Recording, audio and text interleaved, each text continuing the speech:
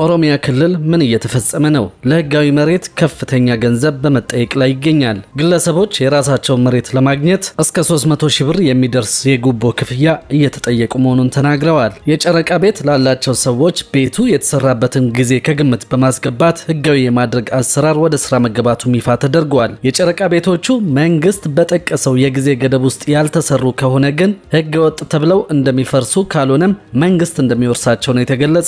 በኦሮሚያ ክልል ግለሰቦች የራሳቸውን መሬት ለማግኘት እስከ 300 ሺህ ብር የሚደርስ የጉቦ ክፍያ እየተጠየቁ መሆኑን ተናግረዋል። በአዳማ ከተማ አስተዳደር ስር በሚገኙት ደካ አዲና ወንጂ በተባሉ አካባቢዎች በሚኖሩ አርሶ አደሮች ላይ እየተፈጸመ ያለው መጠነ ሰፊ የሰብአዊ መብት ጥሰትና የሙስና ተግባር እጅግ አሳሳቢ ደረጃ ላይ መድረሱን የተለያዩ መረጃዎች እያሳዩ ይገኛሉ።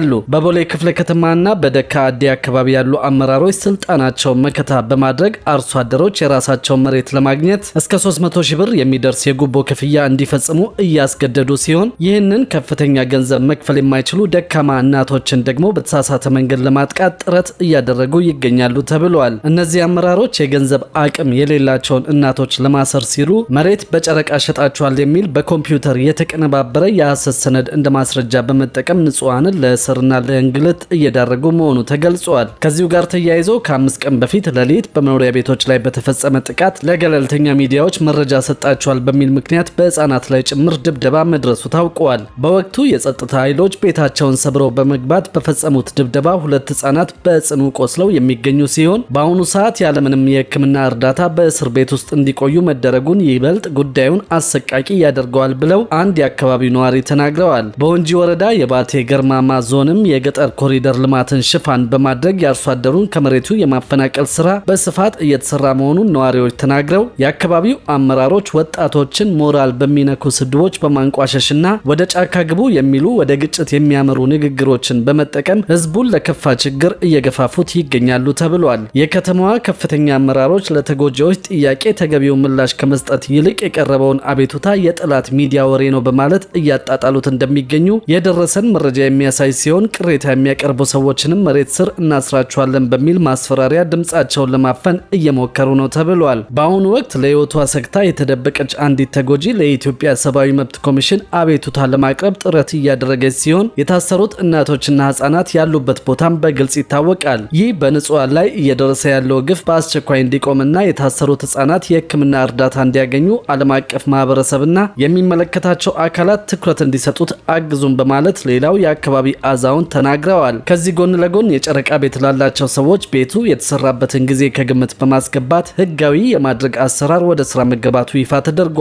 የጨረቃ ቤቶቹ መንግስት በጠቀሰው የጊዜ ገደብ ውስጥ ያልተሰሩ ከሆነ ግን ህገወጥ ተብለው እንደሚፈርሱ፣ ካልሆነም መንግስት እንደሚወርሳቸው ነው የተገለጸው። ህገወጥ ወይም በተለምዶ ጨረቃ ቤት ተብለው የሚታወቁ ካርታና ፕላን የሌላቸው ቤቶች ባሉበት ህጋዊ ሊያደርግና የባለቤትነት ማረጋገጫ ሰነድ ሊሰጥ መሆኑን ነው ያገኘነው መረጃ የሚያመለክተው። በኦሮሚያ ክልል ዜጎችን የቤት ባለቤት ለማድረግ የከተማ ፕላንን ለማስጠበቅና ከተሜነትን ለማረጋገጥ የሚያግዝ ደንብ መተግበር መጀመሩን የክልሉ መሬት ቢሮ አስታውቋል።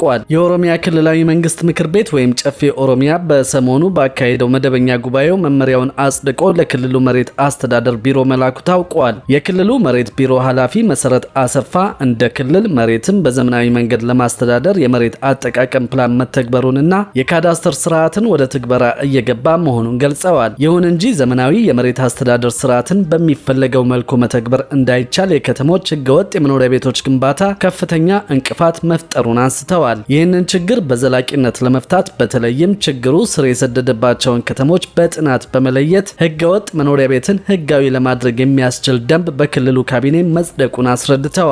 ደንቡ በክልሉ ከተሞች ዜጎችን የቤት ባለቤት ለማድረግ የከተማ ፕላንን ለማስጠበቅና ከተሜነትን ለማረጋገጥ ትልቅ እገዛ እንደሚያደርግ አመልክተዋል። በሌላ በኩል ሸገር፣ አዳማና ቢሾፍቱ ከተሞች ዘመናዊ የመሬት አስተዳደር ስርዓትን ቀድመው መተግበር በመቻላቸው ምክንያት ደንቡ በእነዚህ ከተሞች ላይ ተፈጻሚ እንደማይሆን አረጋግጠዋል። ከተሞቹ ዘመናዊ የመሬት አያያዝ የካዳስተር ስርዓትን እያጠናቀቁ በመሆኑ የመሬት አገልግሎት አሰጣጥን በዲጂታል መንገድ እያከናወኑ ስለመሆኑ ገልጸዋል። ይህም ከተሞቹ ፈጣን እድገት ላይ እንዲገኙ ከማስቻል ባለፈ የገቢ አሰባሰብ አቅማቸውን በማሳደግ የመሬት ልማት ዝርጋታ እንዲፋጠን ማገዙን ያስረዱት እነዚህ ህገወጥ ቤቶች ህጋዊ የማድረጉ አሰራር ከከተሞች ፕላንና መሰረተ ልማት ጋር ፈጽሞ ሊጻረር በማይችል መልኩ ብቻ እንደሚከወን ነው የሚያትተው መመሪያው። ከዚህ በተጨማሪ በክልሉ ከተሞች የመሬት ሊዝ አዋጅ መሰረት አስፈላጊውን ክፍያ ከተፈጸመ በኋላ ሂደቱ እንደሚጀመር ተገልጿል። የገጠር መሬት መረጃ አያያዝን ለማዘመን ደግሞ በ184 ወረዳዎች ላይ የዲጂታል ስርዓት መዘርጋቱ ታውቋል። የገጠር መሬት መረጃ አያያዝ ችግርን ለመፍታት በ184 ወረዳዎች ላይ የዲጂታል ካዳስተር ሶፍትዌር ስርዓት ተዘርግቶ